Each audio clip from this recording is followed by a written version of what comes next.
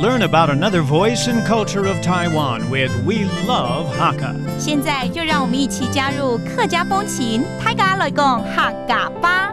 Yo, everyone, it's time to talk about Hakka here on ICRT FM 100. Hello， 大家好，我係阿邊個 Leo。Hello, 大家好，我係 Joseph Ling. Okay, I am hungry right now. I really need to know how to cook more Hakka dishes. 其实肚子又饿了。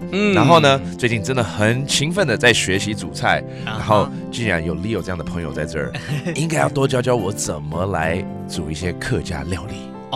那当然没问题。不过我觉得煮菜比较难一点，煮汤就简单多了。这还是不错的 idea 啊。是像10月份了，慢慢要进入冬天了。虽然还没有那么冷，但是把它学起来，到了冬天就很会食补啊，对不对？All right, this is great. Today we're going to teach you how to cook up a dish, but in particular, it's a soup-based dish. Okay, see. 对，今天就来教这个苦瓜汤，那个它全名叫做富瓜朴菜汤。富瓜朴菜汤就是用苦瓜，然后还有一个朴菜，就是朴菜就是福菜。福菜。Okay, so this is a soup-based dish. It's got two main ingredients. One, the bitter gourd, and the second one, pickled mustard green, which is like a standard for Hakka dishes. 应该不难吧？对啊，很简单，好像就是这几个材料丢一丢，然后煮汤就好了。是啊，是这样吗？是啊，应该没有那么简单。而且材料也很简单。OK， 那材料呢就准备排骨。还要排骨。排骨对不对？对。Okay, some pork ribs. 然后朴菜嘛，一定要的。Yeah, 福菜 that's the pickled mustard green. 富瓜 of course, the bitter gourd. 对，然后也可以准备一点点的铺尾。铺尾。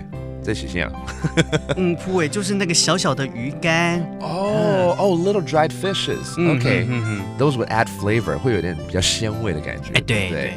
好，可能还是需要加点盐啦。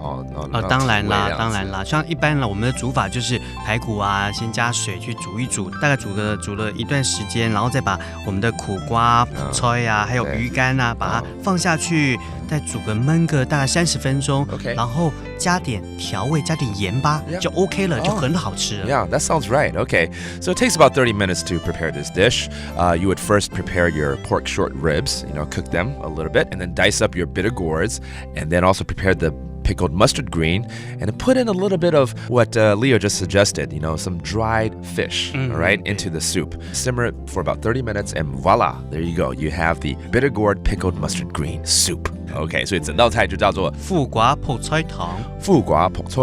That does it for today's Talk About Hakka. 什么大家？俺只是张来了。客家风情由客家委员会监制。We Love Hakka has been brought to you by the Hakka Affairs Council.